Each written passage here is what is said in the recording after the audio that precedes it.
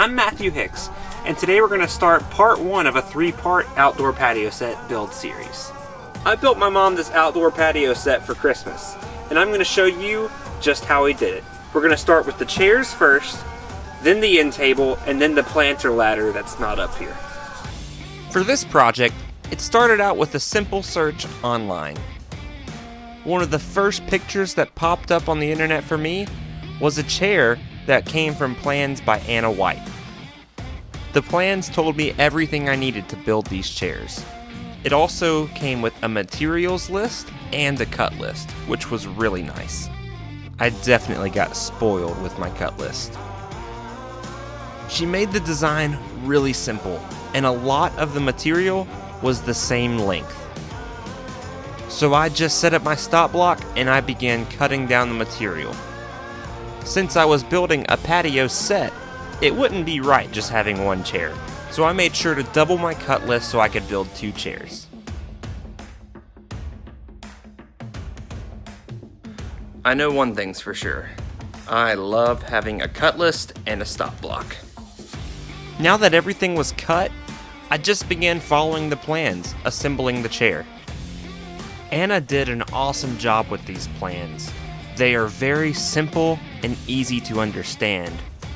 She also includes 3D renderings of what each phase should look like, so you can make sure you're on track with where you're supposed to be. I will leave a link to her plans in the description, so if this is something you're interested in building, be sure to check out her blog first. One of the things you may notice here is that I decided not to use glue. In my opinion, this simple construction doesn't need it. There is tons of surface-to-surface contact between the boards, and I'm using 3 screws per connection, so definitely overkill, and glue would have just been a lot more overkill. That being said, I built the 2 side walls just like the plans instructed me to do, and then I attached those 2 walls together with the back boards and the front boards, and right away this thing was already starting to look like a chair. One of the things you've noticed so far, I made sure to clamp my boards together tightly before I pre-drilled and screwed them in, just to make sure nothing shifted or anything like that. This just ensured a more precise fit. I do want to say one thing really quick. I know I'm not doing a lot of voiceover, and that's mainly because I feel like there's not much I need to explain. Anna's plans are very clear, and I feel like there's not much more that needs to be added to them. However, I do want to point out one thing I noticed and I had an issue with that was not expressed in the plans. So the only thing I didn't notice in the plan was how far these boards should be from this back wall. Leave a 1/2 inch gap, because you'll screw them into this, so leave a 1/2 inch gap here, and you want to cut down this 2x4 to width. I didn't realize that because it wasn't specified in the plan, so I just assumed it butt jointed right up to here. However, that was not the case. All we gotta do now is put in a 2x2 I ripped earlier, and then we'll just put in the base, and we'll call this chair constructed. But then we'll just go back through and do a lot of sanding, probably from about 80 to 150 grit, and then finishing.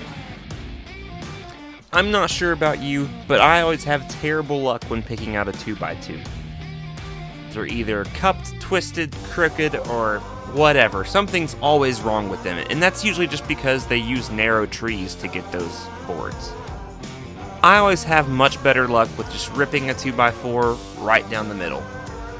It may be a little different than a 2x2, but I always have a much easier time getting straight 2x4s than straight 2x2s.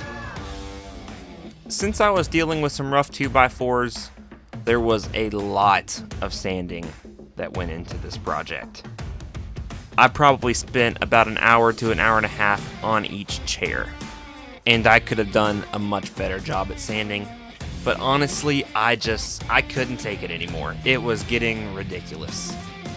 Made sure to have the garage doors open to get a breeze in there, and I was also wearing my dust mask because I was producing a lot of dust. After I was done sanding this first chair, I decided to put it over to the side and build the second chair. I made the decision that I wanted to finish all 4 pieces of this patio set at the same time. However, that doesn't apply to you, because you're going to watch me finish this chair.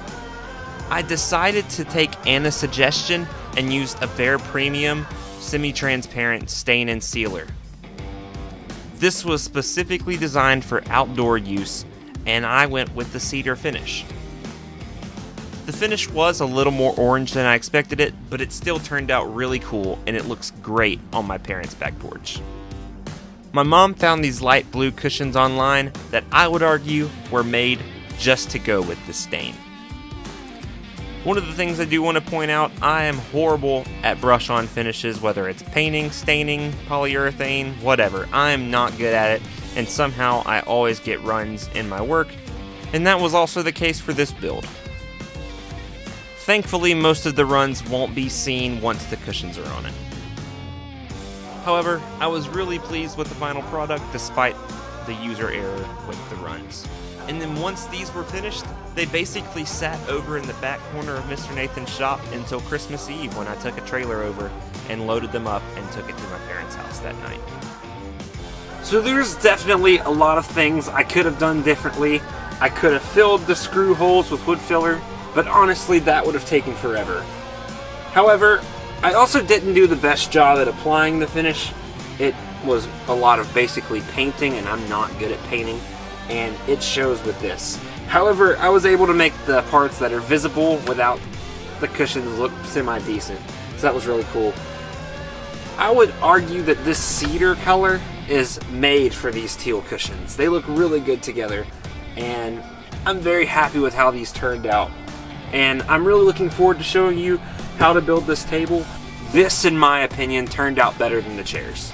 Thank you guys so much for watching. If you haven't already, be sure to subscribe and ring the notification bell so you get notified when I post videos. This table right here is going to be the next one in our 3-part series, so I hope you've enjoyed this one. Give it a like, comment if you got anything to say or suggestions on how to make this better, and we'll see you in the next one.